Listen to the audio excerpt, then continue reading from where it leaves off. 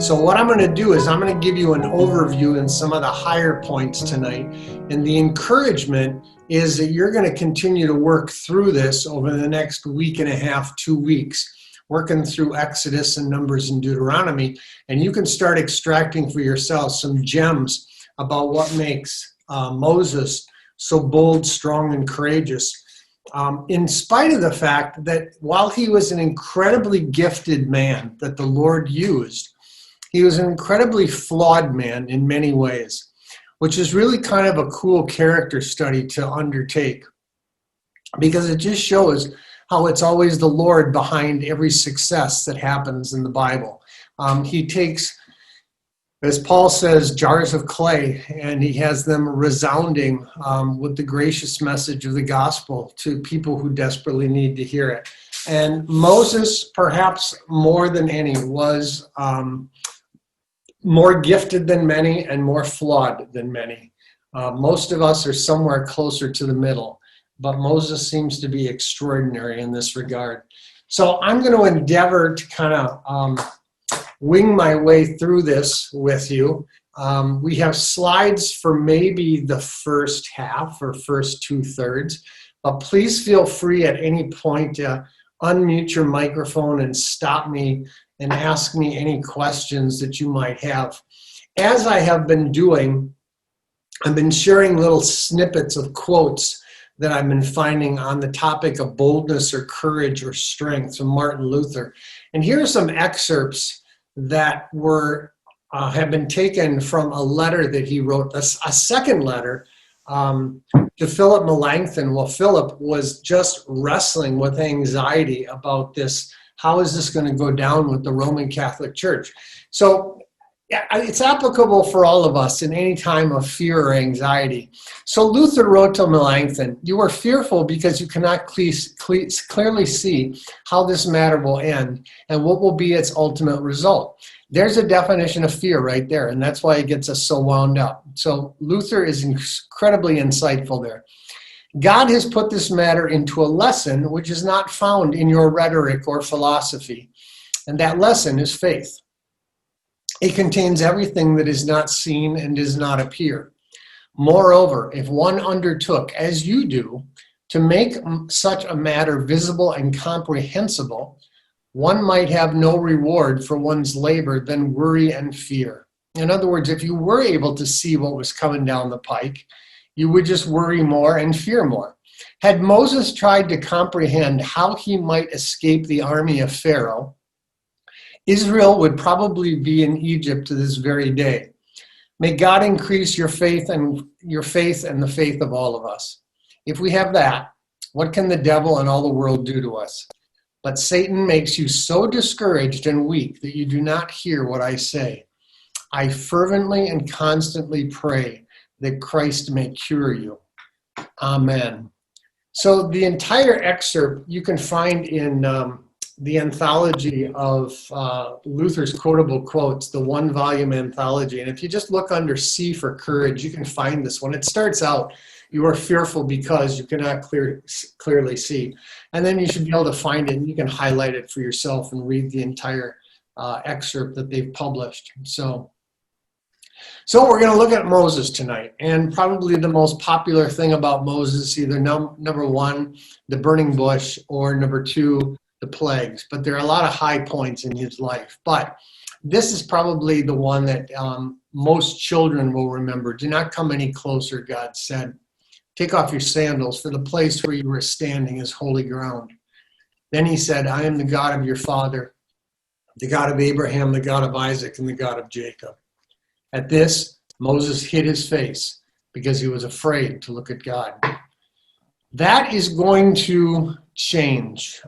They are going to become very good friends in the last 80 or so years of his life.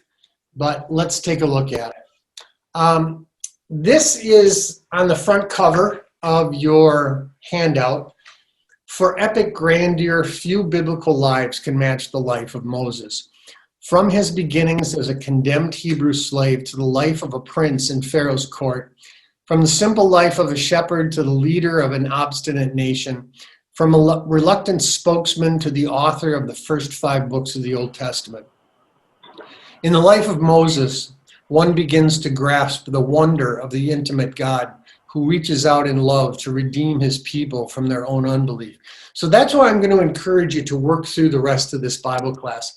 Not primarily for a study of the book of Exodus, and not primarily for a history of the people of Israel, but I want you to see Moses, the gifted and frail, reluctant leader of God's people, and just show you personally how time and time again God was right there to back Moses up and to help him out to be the leader that he wanted him to be for God's people.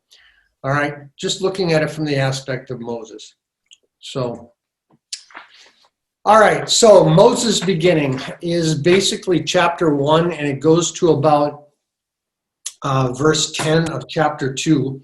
And it's important for us to understand how this man started life. But I'm going to give you about 15 seconds to think about something. You can see the little introduction there. And it says, how has God used events in your earlier development to prepare you for your life? And you might be thinking of maybe some specific event. So I'm going to give you about 15 seconds. And then anyone who wants to hit the space bar and share their little story, feel free. So go, 15 seconds.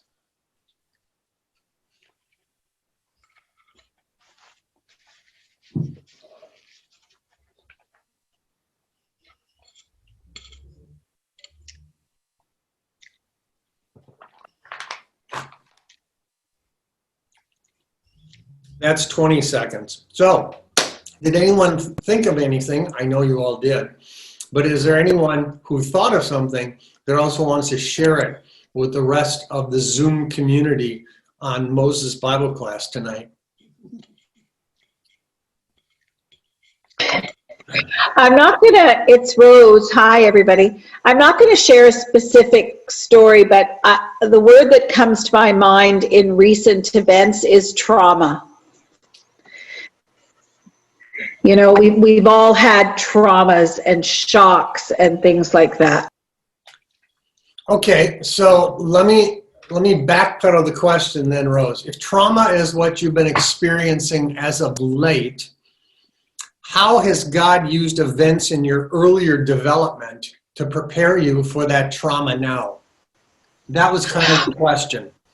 Okay, faith. I've got one-word answers tonight. Sorry. That's okay. Faith. That's all right. Okay, so he's been gently, or sometimes not so gently, watering and grooming and building that faith of yours in God's promises in Christ to you, and it prepares you for these traumas that have been coming. Good. Anyone else want to share anything? It's Marion. Years and years ago, I was going through a difficult time and I prayed to the Lord. He answered my prayer, and from then on, through the rest of my life so far, is praying to him. He does answer, and it just you rely on him, and I don't worry about it. Put it in his hands. Good. That's good spiritual maturity there, Marion. Thanks for sharing that. So this is the kind, I don't want to cut anyone else off. Is there a third person that wants to pop in with an observation or share a story? Well, I was just going to say, sorry, go ahead. Fran, is that you? Yeah, go ahead, Karen. No, I was just going to say that, and the women who come to Bible study have heard me say this a million times, so I apologize, ladies, but I think our experience the 8 years when you were in school, and maybe you were thinking about really early development, like childhood development, so I wasn't exactly a child then, but I think that really taught us, because it was very difficult, it was very stressful. Financially, we were strapped, would be a kind way to put it. And I really was taught then by the Lord to not worry, not get stressed, and to put my trust completely in him. He showed us time and time and time again that he had our backs. Yep. Yep. Thanks for sharing that one. That reminded me of a story from New Ulm. Fran, what were you going to share with us? When I was 14, I was in a foster home in the Maritimes, which was really little more than a boarding opportunity. Too many of us in too small a house and going nowhere fast. When my grade 8 teacher and her husband took an interest in me, and to make a long story short, they chose, for reasons that I still don't understand at the age of 25 and 28, to take me under their wing as a 15-year-old. I had to leave the Maritimes and come to Ontario with them to do that. And they happened to be a family of faith who did not want to force that on me, but tried to encourage me to, go to church. And my life took obviously a very different turn and a very positive turn from there. And while I fought them every inch of the way for decades, they did teach me very early on and remind me to remember always that God put bridges to a different life in my way and created opportunities for hope and forward movement. And maybe if I didn't recognize them at the time, I certainly do now. It's always neat when you can look back and see the Lord's hand in your life, isn't it?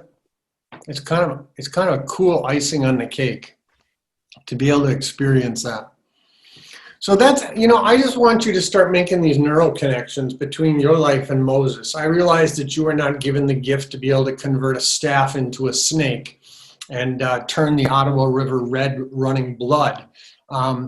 But those are exceptions to the norm. You're going to see more and more connections between the great and illustrious Moses and his life, and believe it or not, your life as a child of God in Christ. And I want you to start seeing those connections. So let's take a look at Moses' beginning. Basically, a guy that was, for all intents and purposes, kind of sentenced to death from the beginning. So there's our little question. How did God use the events in your early developments to prepare you for this life? And I think we all could have a story and just not ever get to the Moses Bible study. But let's take a look at it. I have printed out the first section of this for you, and we're just going to take a look at this real quickly. It's Exodus 1, the first 21 verses. So it's on page 2 of your handout. Let's just take a look at his beginnings in life. These are the names of the sons of Israel who went to Egypt with Jacob, each with his family: Reuben, Simeon, Levi, and Judah; Issachar, Zebulun, and Benjamin; Dan and Naphtali; Gad and Asher. The descendants of Jacob numbered 70 in all. Joseph was already in Egypt. Joseph was basically running the country. Now Joseph and all his brothers and all that generation died. But the Israelites were exceedingly fruitful. They multiplied greatly, increased in numbers, and became so numerous that the land was filled with them. Then a new king, to whom Joseph meant nothing, came to power in Egypt. Look, he said to his people, the Israelites have become far too numerous for us. Come, we must deal shrewdly with them, or they will become even more numerous, and if war breaks out, we'll join our enemies, fight against us, and leave the country.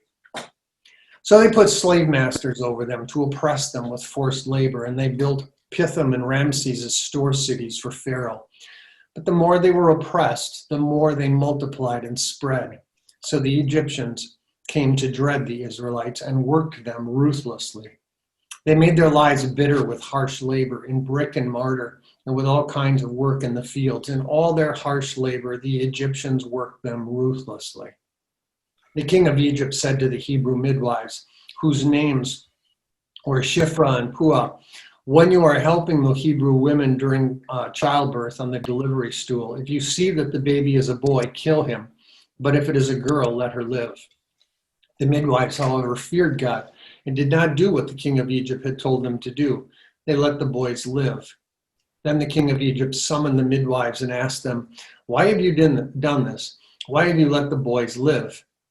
The midwives answered Pharaoh, Hebrew women are not like Egyptian women. They are vigorous and give birth before the midwives arrive.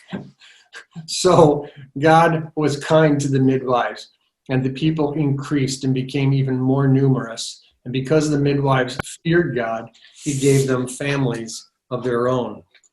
So that first question I've got there for you is helping us to kind of set the tone. I don't want to spend a lot of time on this because I'm trying to give you an overview, but then when the Israelites settling in Egypt is recorded, it's recorded in Genesis 50, and these are the last two verses of Genesis 50 on the screen there.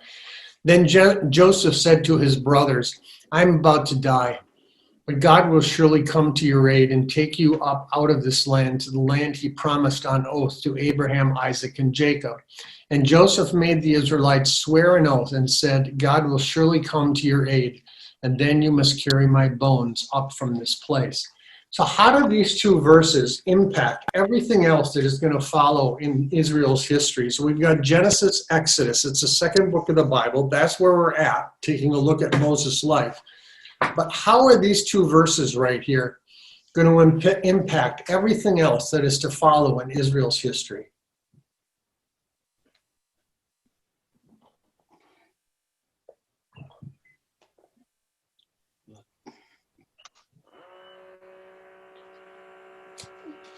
Thoughts? Well, it says, God will surely come to your aid. And God came to the aid of the Israelites over and over and over, even when they had totally rejected him, put their hands up to him.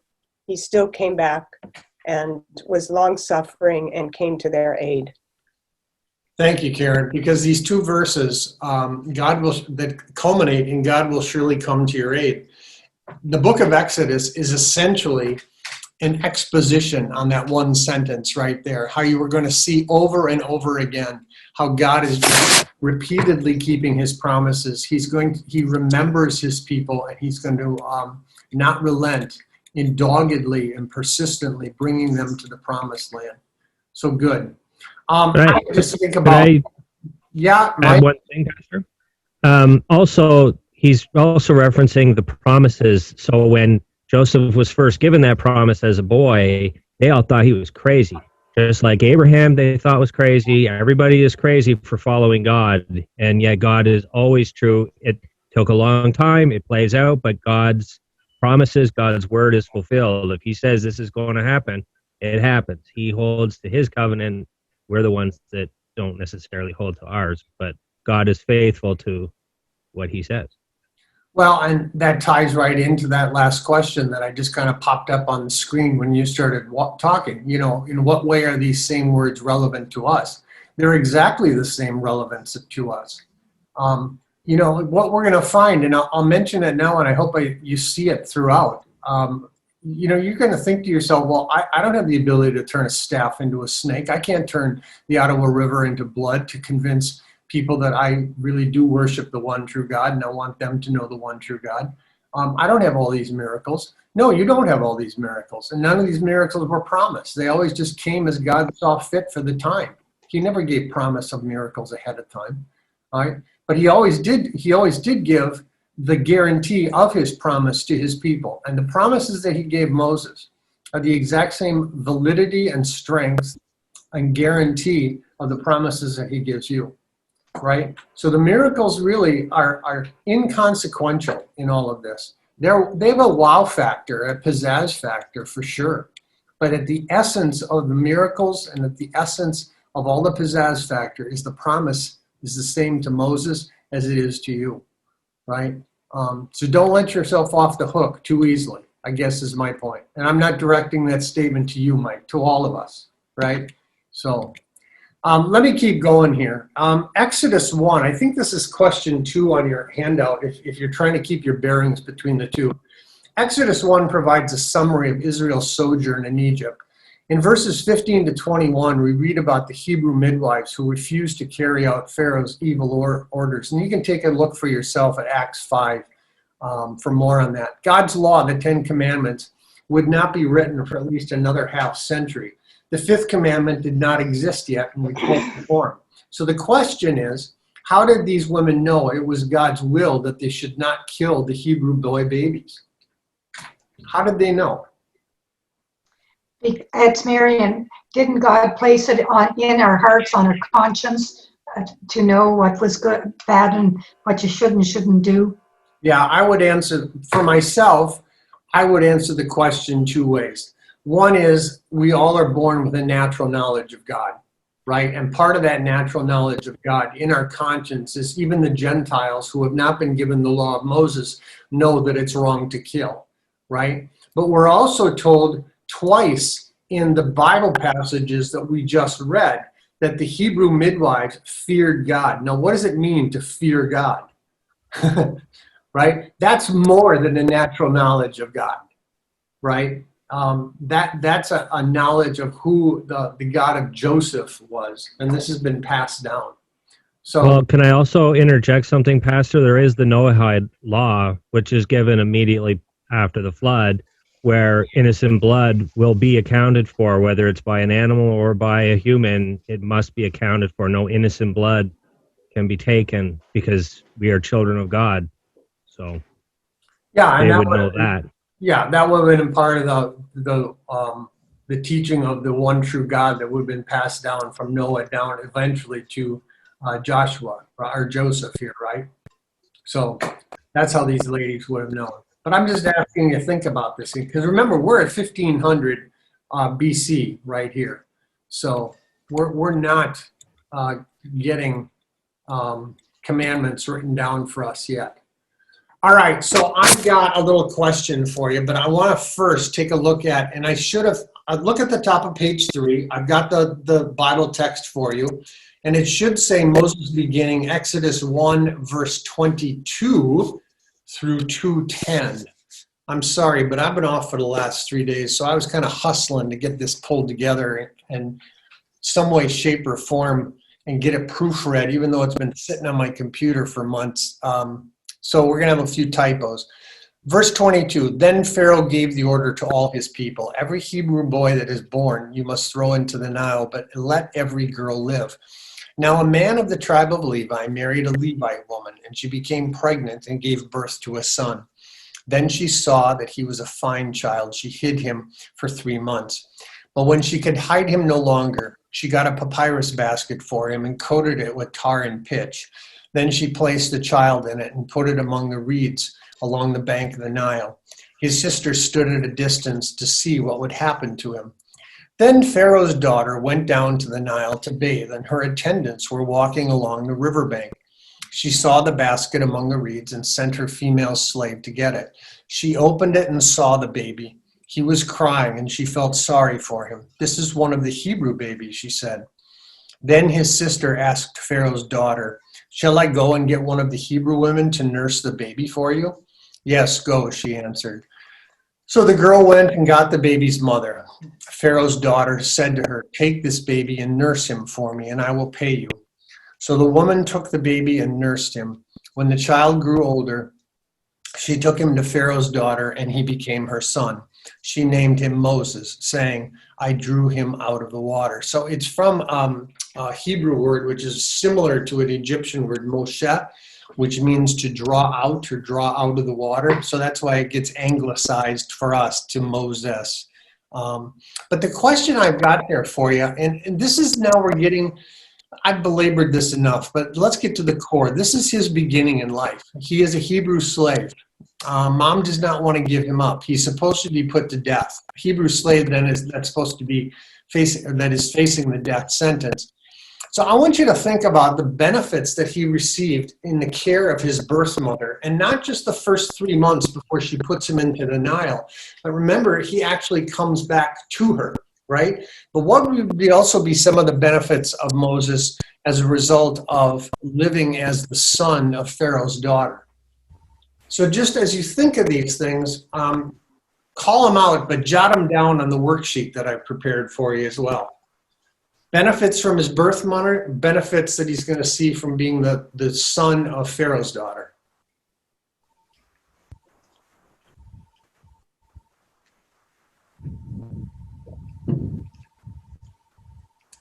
Pastor, it's Mika. I have a question.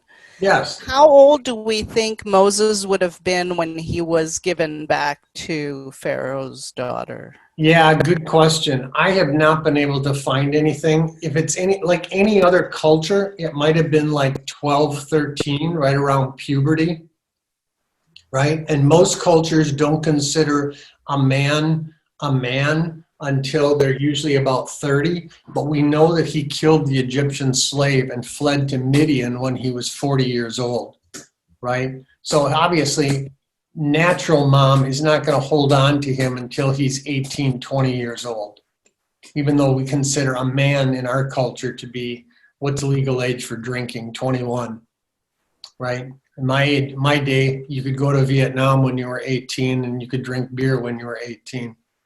So I'm imagining if they're like any other culture, probably puberty time, but that's a guess. I have never been able to find an answer to that. It's Marion. One of the benefits he would have got from his mother, she would have taught him the history of the Israelites and why they were in Egypt. Yeah, that's huge. And that's going to show up later when he kills his fellow Egyptian. Yeah. Anything else that you can think of, even the most basic, that he's going to get from his natural birth mother? Well, he would have heard about the one true God. Yeah. Along with the Israelites' history, he would have learned who God was. Yeah. And just basically just love and care from the woman who birthed him, right? He's going to receive the same from Pharaoh's daughter, love and care, because it says that she loved him. But Pharaoh's daughter is going to be in a position to be able to protect him as well, because she knows his secret's out. She knows he's a Hebrew baby, right? From natural mom, he's going to receive all that encompasses, those two words right there, Jewish faith, right? So the Jewish history, the Jewish religion, the Jewish culture, right? So he's going to get that from natural-born mom as well.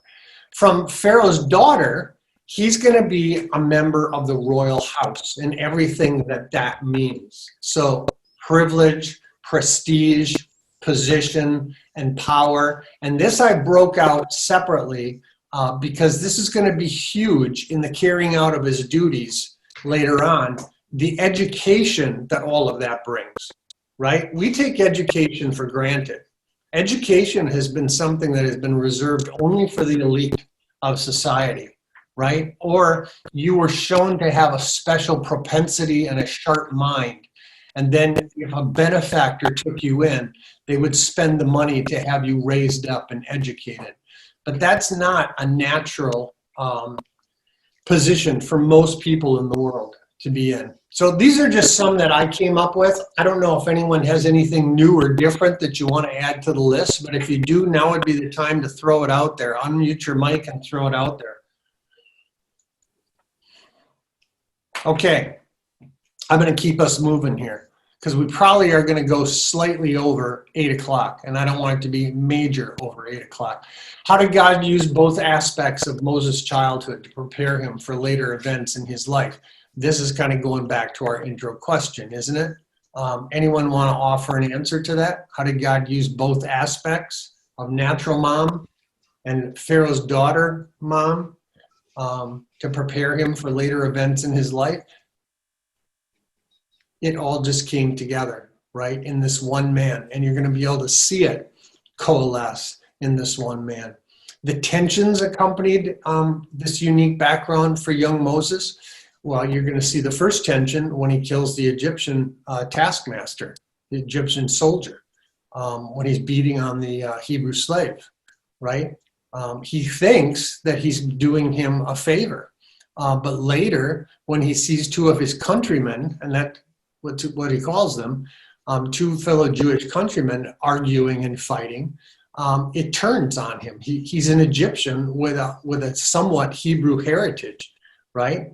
But they accuse him, what are you going to do to us like you did are you going to kill us like you killed the Egyptian taskmaster? So, I mean, he's in a no-win situation in many regards. And it's going to take a while for him to kind of see how all these gifts and abilities are going to come together for him. But here's a question for you, and it's something I think you need to consider for yourself. Why is it hard to appreciate the painful or difficult events of the past as God's way of preparing us for the future? And I might even say, appreciate the painful or difficult events of the present as God's way of preparing us for the future.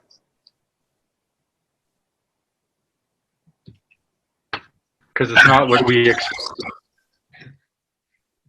Yeah, I might even add, Paul, I think you said, because it's not what we expect, and we might even add, and it's not what we want, right? We really don't like pain. We don't like discomfort. We really do think that life should just be a bowl of cherries, or at least we want life to be a bowl of cherries. And it's not. And God uses these situations to refine us like fire, or to refine us like gold. I mean, so. But that's an. Pastor, Go ahead, Mika. it's also because we can't see what God sees and where he's trying to lead us. So it's hard for us to accept. There you're going back to that core definition of what fear is, right? What prompts fear? Not that I'm a weakling, and not that I don't have a spine or a backbone. It's because I don't know what I'm going to face in the future, and I don't know if I'm going to have the gifts or tools to be able to withstand it. And that's when we're looking at ourselves, right? Not when we're reminding ourselves of the promises that God has given to us, that he's not going to give us more than we can bear, or he'll take us out from underneath it. Yeah. So we've been navel gazing instead of Christ gazing. Still on this section, a little bit more. There in that setting, under the threat of the death at the hands of Egyptian law, we capture a necessary first impression of God's deliverer, a helpless infant desperately in need of God's deliverance. Why is it important to keep this fact about Moses' life in mind as we study the rest of his life? And that fact being the first impression of God's deliverer, right? That is the part that we need to keep in mind as we continue to study the life of Moses, or as you continue to study the life of Moses, beyond tonight's 50, 60, or 65-minute session.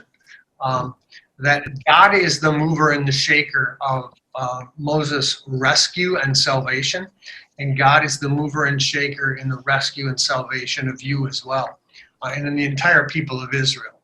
So that's really important for us to keep in mind. There is a section here. I'm trying to keep this. This is a question 8 at the top of page 4. So you have to turn the page. But take a look at these verses. I just want to move the picture. But God chose the foolish things of the world to shame the wise. God chose the weak things of the world to shame the strong. God chose the lowly things of this world and the despised things and the things that are not, to nullify the things that are, so that no one may boast before him. It is because of him that you are in Christ Jesus, who has become for us wisdom from God. That is, our righteousness, holiness, and redemption. Therefore, as it is written, let the one who boasts boast in the Lord. All right, so a couple of questions on this one. And if you want to kick in, please just interrupt me and feel free. But how do the words of this text apply in the story of Moses? I think that's a pretty easy fact question, right? This is a baby we're talking about, a Hebrew baby who's supposed to be condemned to death. And even if he had been a girl, would have grown up in slavery. And if the murder sentence had been repealed by Pharaoh, then he'd still grow up to be a slave, right? So it is all of God's doing in the rescue of Moses here, and the eventual course that he is going to be taken and spared, taken and developed, trained in the Egyptian system. Can you think of any other biblical events to which this text applies?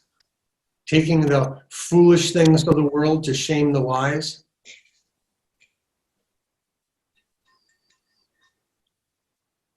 Taking the weak things of the world to shame the strong?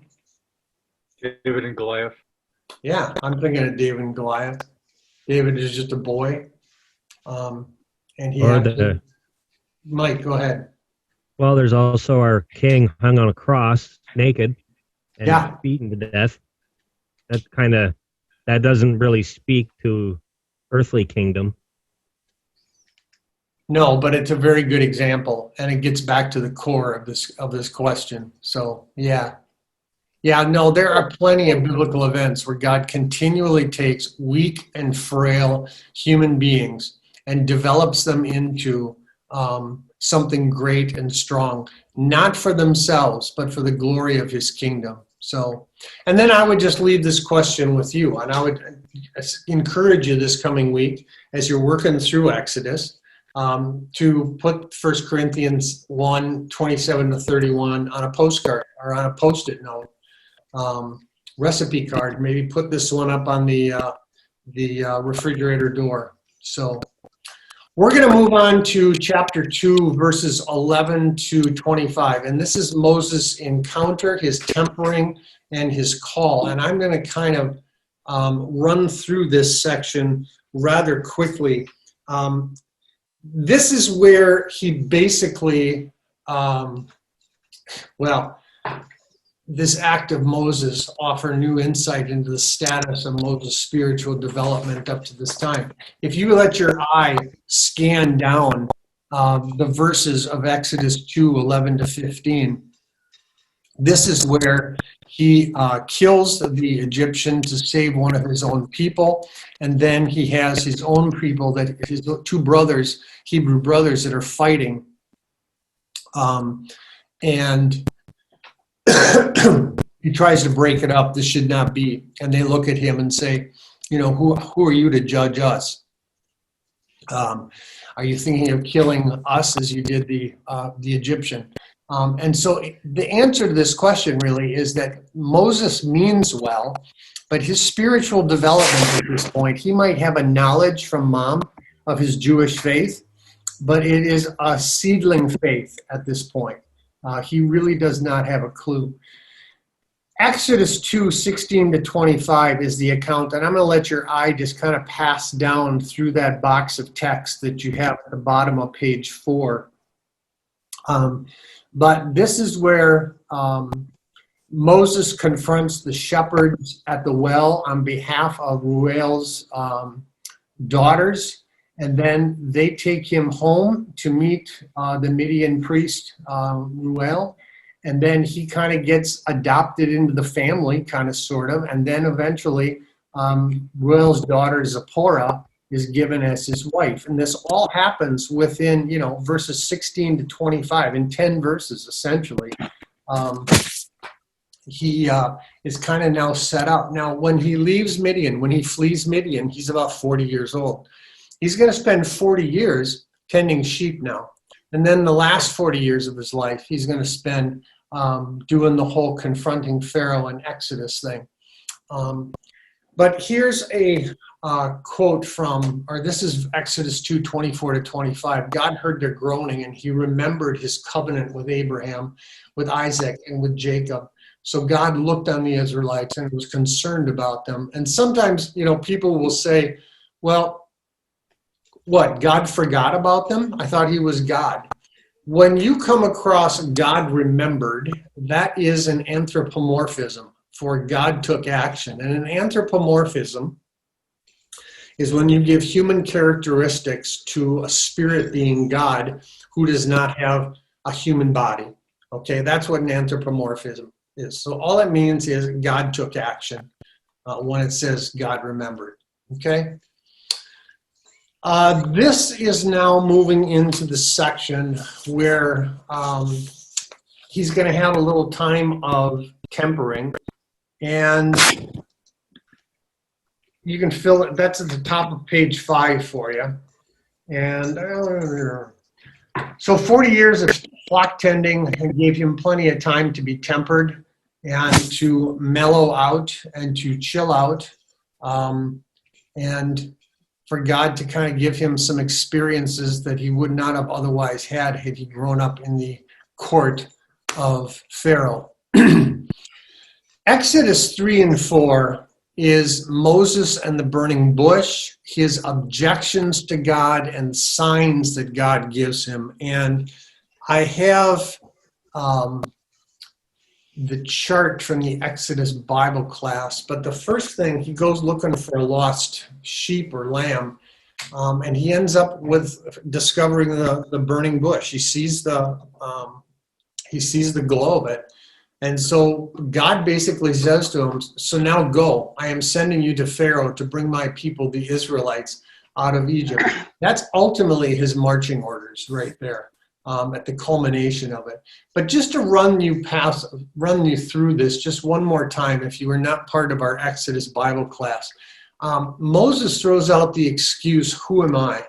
God's response to him is, I'm going to be with you, right? He doesn't really answer the question. It's kind of self-inferred. If I called you and I want you to do this, don't be asking me the question, who am I, right? Moses' second excuse is, who shall I say sent me? And God's response to that is, I am sent you. Moses then comes back with, what if they did not believe me? This is where God gives him 3 signs. And the staff would turn into a snake, his hand was made leprous, and then the Nile water would be turned to blood. And that would be the first of the 10 plagues.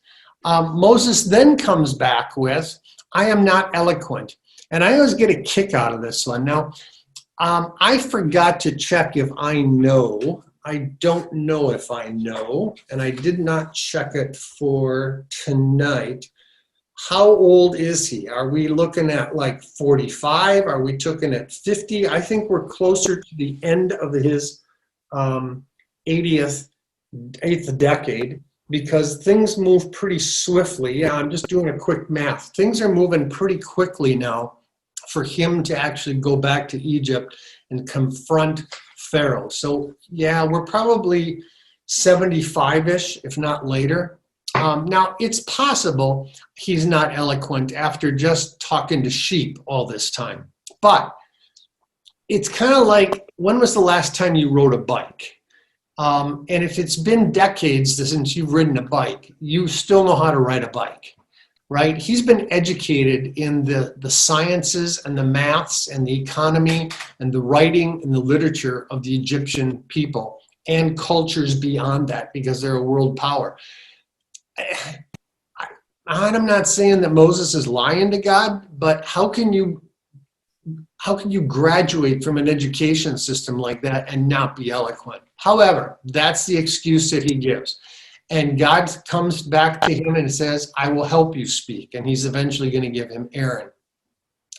His last excuse is, just send someone else, Lord.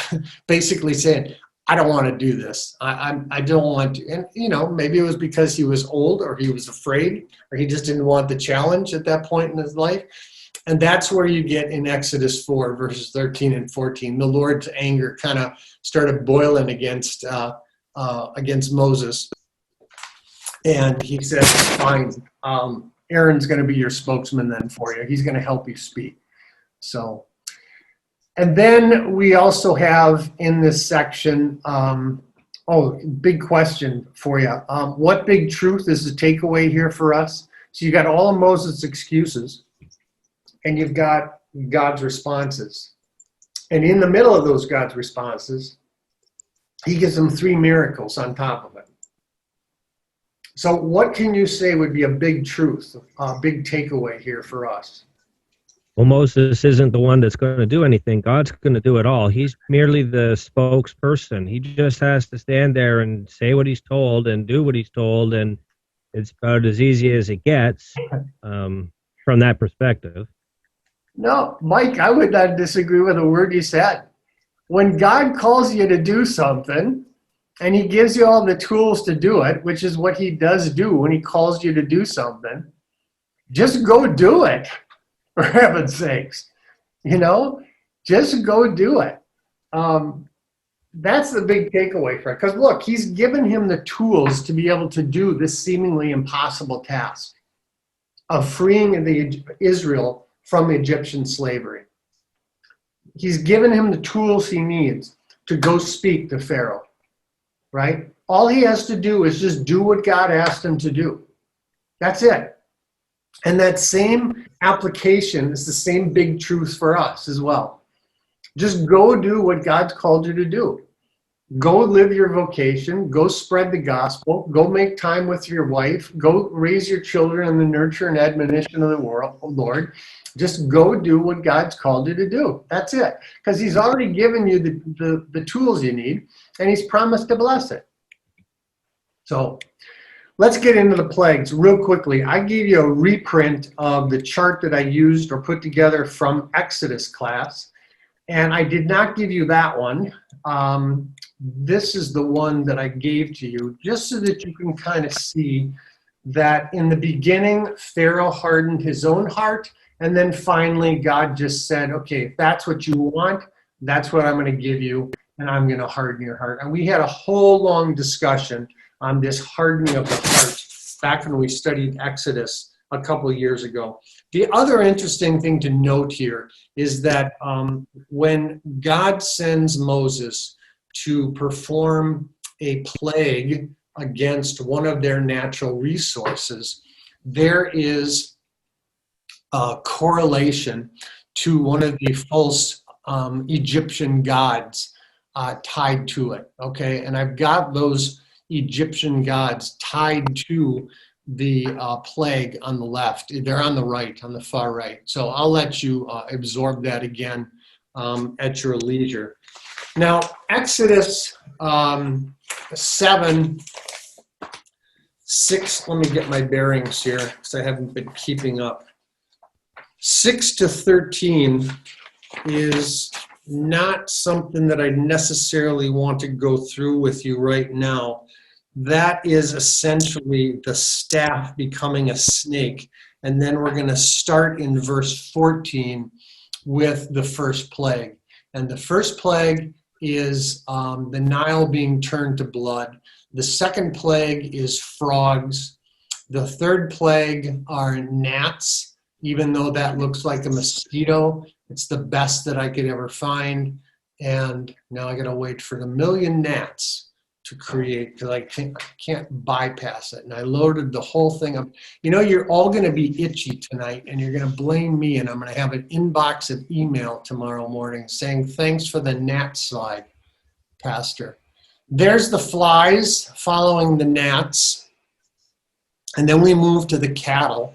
And the Jewish cattle, the Hebrew cattle, is exempt from all of this. And then we're moving to the boils. And then we move on to the hail, which has got to be a shocker for anyone living in Egypt to experience hail like this. And then we've got the locusts, which were not unheard of, right? We're still using a natural means, but the quantity that is mentioned here, and again, read your Bible carefully when you're going through here. We're focusing on Moses. But this is also where the Hebrew lands were exempt from these locusts. Same thing with the darkness. The Hebrew lands were exempt from the darkness as well, as were finally the firstborn male. And the firstborn male of both cattle and human beings died in this last plague. So, all right, so there's a quick overview of the plagues. Go ahead, Michael. Technically, the Jews were not exempt from that final plague. They had to obey God, or they also would have had a dead son in their house if they had not done the Passover the way it was explicitly told. That's hence the term Passover. Correct, and that's they were given the key. Yeah, that's why we've got the screen up on the Passover. That is their exemption ticket from losing their firstborn male. So you all know the Passover. Slaughter a lamb, take its blood, paint it on the doorposts and the lintels of the door, eat it in haste with your cloak cinched up in your belt so that you can move quickly and hastily, and with your staff in your hand. And if there's any leftover, you make only enough for the people in your dwelling. And then if there's any left over, it is to be burnt completely. And that is when what we call the angel of death passed over. It was the angel of the Lord that passed over and executed this 10th and worst sentence upon the firstborn of the Egyptians and their cattle as well. So this is when finally Pharaoh has been broken, and Moses is starting now to carry a little bit of street cred amongst his people, but also amongst, where was it? I had it here. No, I missed it. Darn. Yes, chapter 11, verse 3. The Lord made the Egyptians favorably disposed toward the people, and Moses himself was highly regarded in Egypt by Pharaoh's officials and by his people. This coming from a guy who's not eloquent.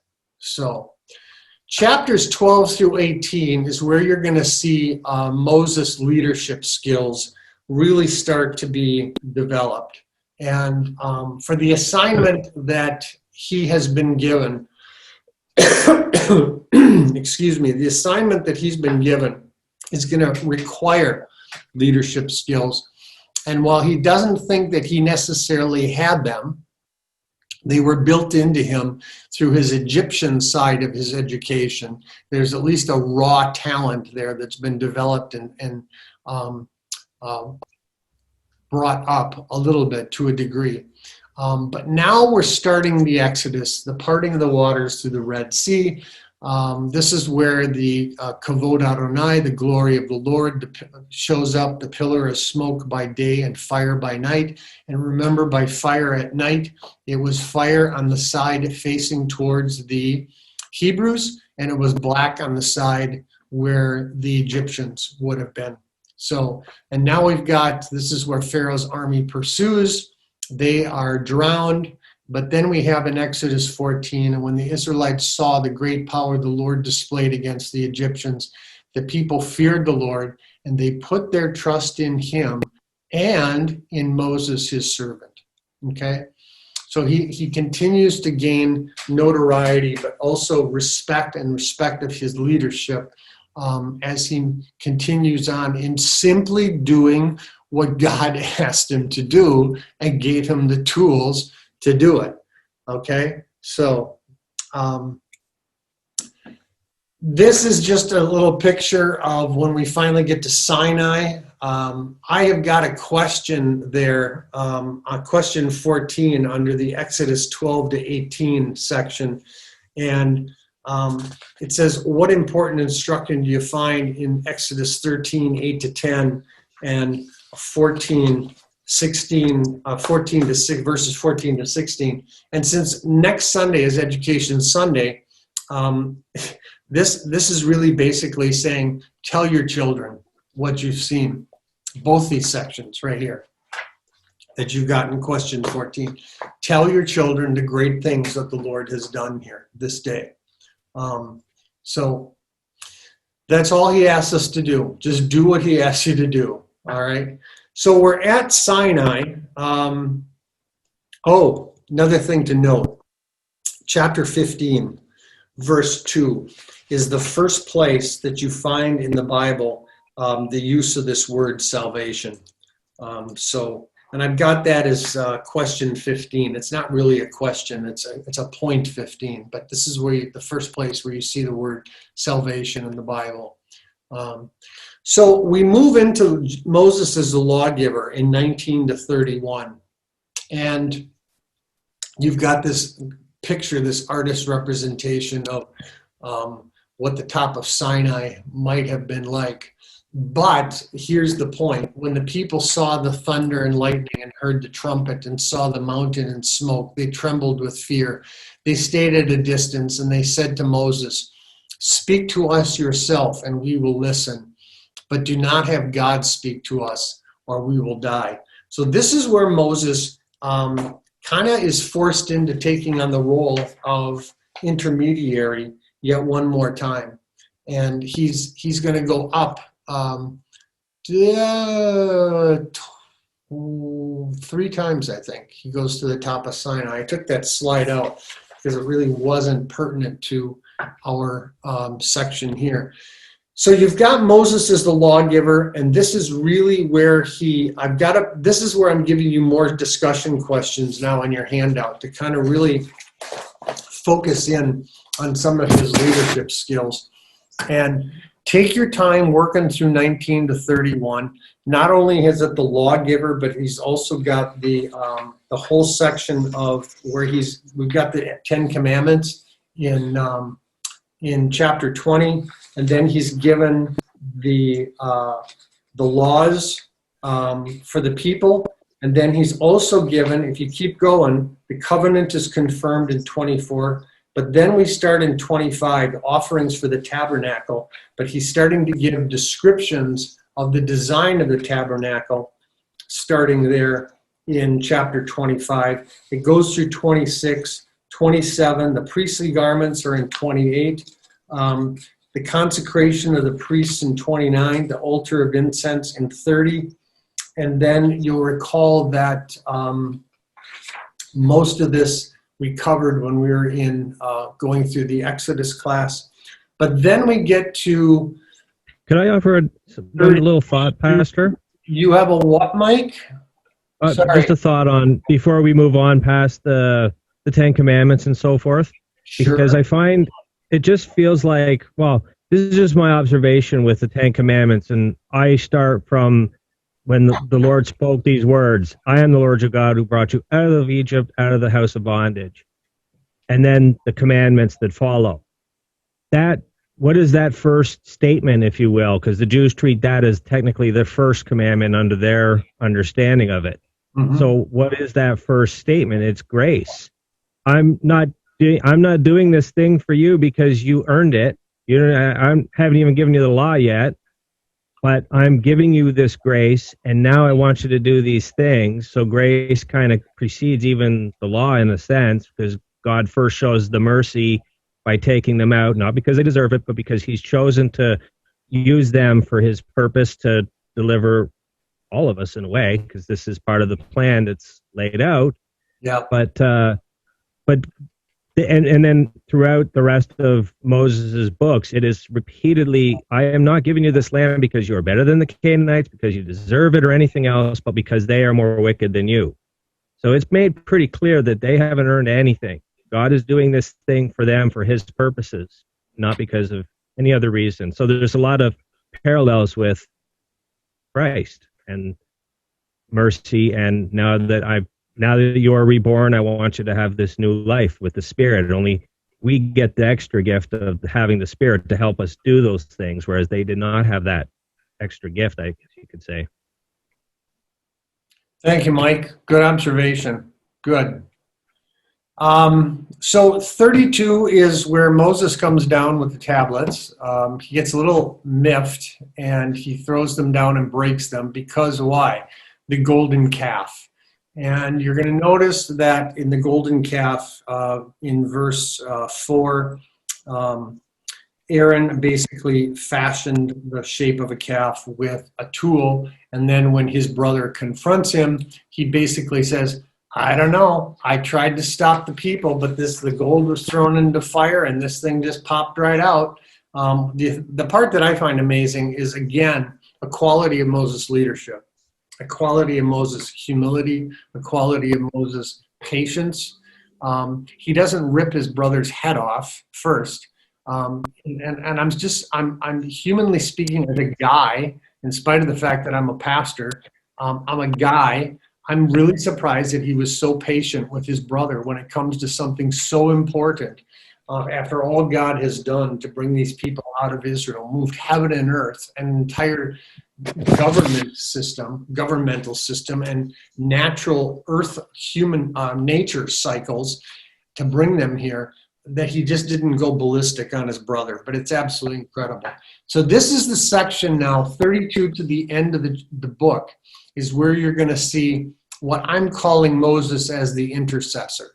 And I've got plenty of study questions for you there. This should keep you busy. And Oh yeah, idols we never knew we had. This is a slide I got from my son. I think he did a sermon series on this at one time. But you got 32, 1 to 6. This is where he comes down, finds the idols. He basically breaks the tablets. But the thing that's really interesting is 32, 11, 12, and 13. This is where God and Moses intercedes for the people, because in verse 10, 32:10, God basically says, now leave me alone so that my anger may burn against them, that I may destroy them. Then I will make you into a great nation. So he's going to blot out the Israelite nation and then take Moses and the folks that were good and followed the Spirit of the Lord and start a new nation. So what does Moses do? He says in 32:11, remember your great acts of power, Lord. Remember your honor in verse 12, and remember your promise to us in verse 13. That takes some moxie for a guy who supposedly is not eloquent. Look what the Spirit has been able to do with this guy so far to this point. So I'm going to keep moving along.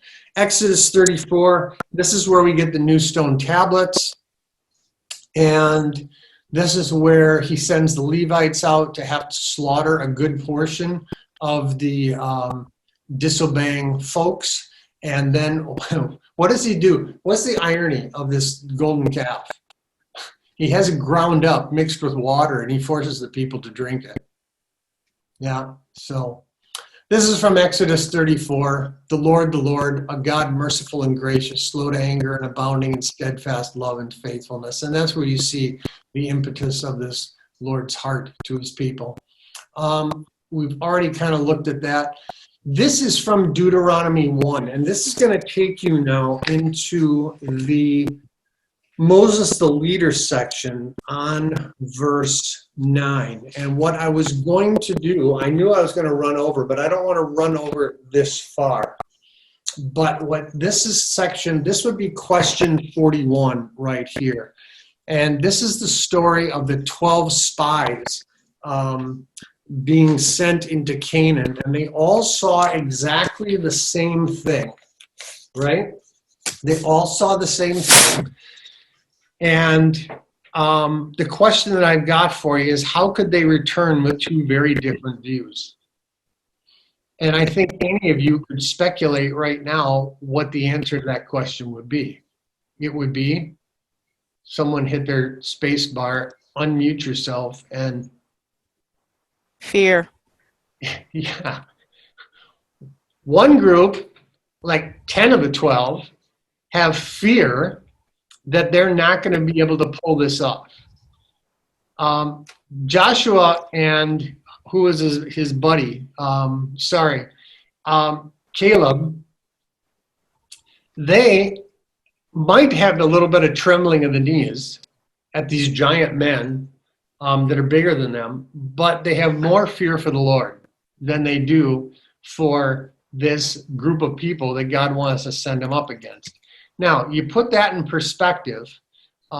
There's our question right there. Let me give you the next two Bible passages. This is question 42, and we're getting close to winding it up. We've got one more question that I'm going to send you home with.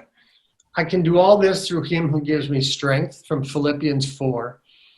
And Matthew 17, he replied, because you have so little faith. Truly I tell you, if you have faith as small as a mustard seed, you can say to this mountain, move from here to there, and it will move. Nothing will be impossible for you. And the question that's related to question 42 and those two Bible passages, how do the words of St. Paul and Jesus provide encouragement to God's people when they are faced with an insurmountable obstacle, right? Where is your fear going to be placed? Is your fear going to be outwardly directed, motivated, founded in yourself, and you're fearful of what's out there and you don't know what's coming? Or is it the fear of the Lord? Because the fear of the Lord will always center you back on the core issue of God's promises again, right? So this leads to the final question, and then we're going to be done for tonight. And I'm going to entrust this Bible study to you. Identify one aspect of life in God's family in which the words of the above text challenge you to move forward and not be afraid. And this is question 43 that's on 9. And this is, and if anyone wants to kick in, you go right ahead. But I wanted to end on this note, because this is where the story of Moses started as well.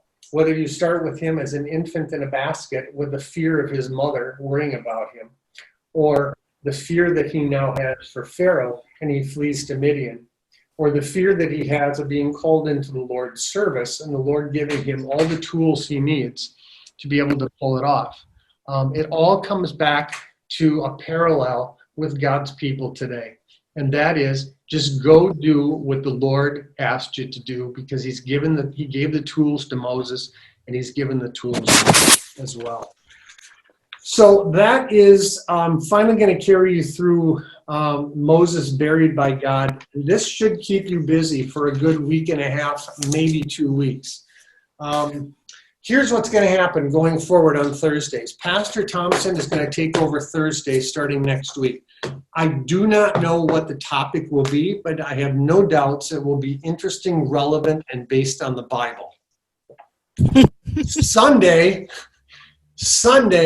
is when I'm taking over Sunday morning Bible class, and I'm going to continue for a while this series on bold, strong, and courageous. And we're going to go to another reluctant, not leader, but we're going to go to a reluctant prophet. And we're going to take a look at the very short book of Jonah.